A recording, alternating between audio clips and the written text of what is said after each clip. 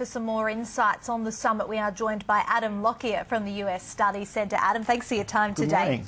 First of all, a real focus on economic issues at this G8 meeting. It's kind of the purpose of it, and the EU and the US starting formal talks about this bilateral free trade agreement. Supposedly could be one of the biggest or the biggest in history, and worth a lot of jobs and certainly a fair bit in terms of economic stimulus in as well. What historically has been, I guess, the speed bumps in getting this in place? Yes, so Washington has historically tried for a more of an internationalist approach to free trade and trade liberalisation. Now, since the Doha round has stalled, we've seen some deep cleavages between the different groups in the world. So the developed world, the up-and-coming powerhouses like Russia and China and Brazil, and the developed world. And these deep cleavages seem to be impassable at this stage. So Washington is changing tactic. It's now reaching out to more first world nations, which has more in common, and there are less barriers to overcome and create a free trade deal.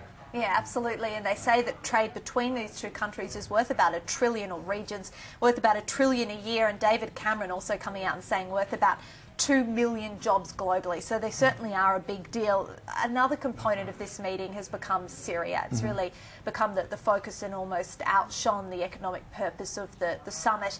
Now, we've seen Obama now meet with Russia's Putin, and the talks looked fairly uncomfortable, or at least the press conference afterwards did. They're on opposite sides of the equation when it comes to Syria, but say they have a common goal in ending this civil war. Did you notice anything new in terms of these talks? Oh, it was very chilly, and we now see that the Moscow and Washington are lining up on different sides of a civil war for the first time since the Cold War. And I think both capitals are having flashbacks back to the time when they were both major competitors in the world and getting engaged in conflicts like Syria and using them as proxy conflicts. Right. Now, we see that Obama came out last week on Thursday and announced that he's going to directly arm the Syrian rebels. And this is the first time that the two leaders would have spoken since that announcement. And I'm sure that Putin would have taken a pretty harsh approach to that decision. Yeah, it sounds like it. We also had Cameron speaking with Putin earlier on in the week, and similar sort of frosty approach from the two leaders. Do you think that there's a danger that Putin is going to be the pariah in this G8?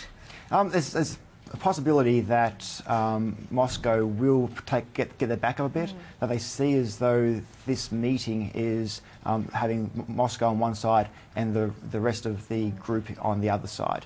And a lot of it comes down to being played out in Syria, where Moscow is isolated in the G8 on supporting Assad, whereas the rest of the countries are more favourable towards the rebels. And as you mentioned, we have now heard that the United States is going to increase the arms it's providing to the rebels.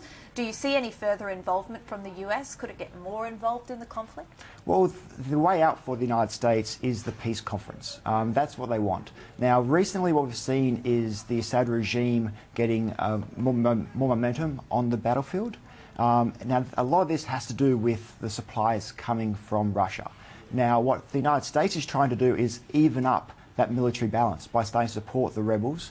Now, that should bring it to some sort of stalemate and allow both groups to negotiate their way out of it. Now, what the United States wants is a political outcome to this conflict, but that's unlikely if Assad thinks he can win through arms alone. Yeah, absolutely. So in terms of watch this space, are you expecting any kind of developments over the next few weeks?